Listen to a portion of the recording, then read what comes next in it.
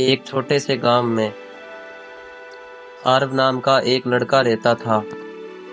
आरव पढ़ाई में अच्छा था, सबका आदर करता था, लेकिन उसमें एक कमजोरी थी।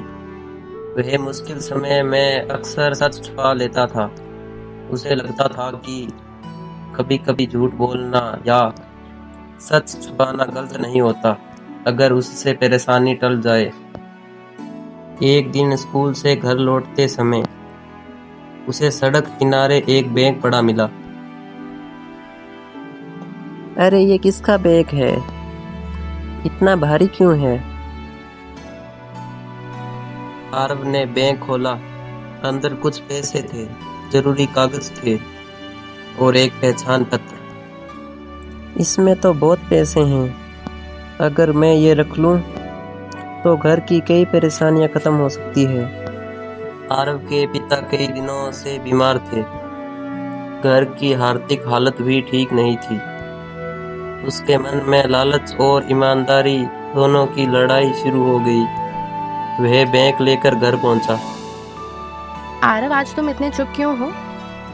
कुछ नहीं माँ, बस थोड़ा थक गया हूँ। आरव ने बैग छुपा दिया, लेकिन रात भर उसे नींद नहीं आई। बार बार उसे वही बैग याद आता रहा। अगले दिन स्कूल में बच्चों, गांव के एक बुजुर्ग व्यक्ति का जरूरी बैग खो गया है। उसमें इलाज के लिए रखे पैसे और महत्वपूर्ण कागज थे। अगर किसी को मिले तो तुरंत लौटा देना। यह सुनकर आरव के हाथ कांपने लगे। क्या ये वही बैग है? अगर मैंने वापस नहीं किया तो किसी की बहुत बड़ी समस्या हो सकती है। लेकिन डर भी था।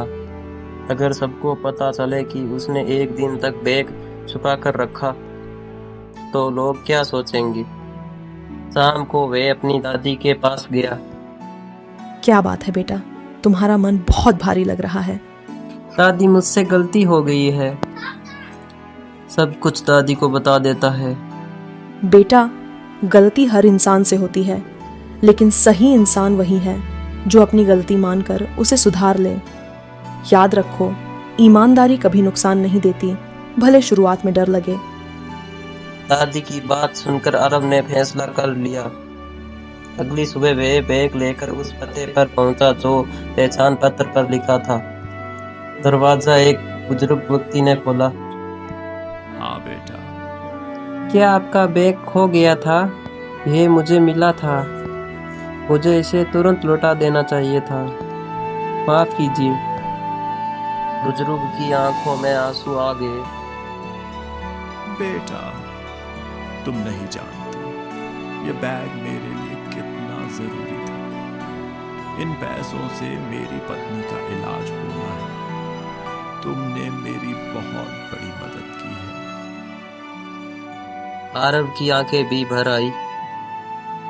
उसके दिल से भारी बोझ उतर गया। मुझे तुम पर गर्व है आरव।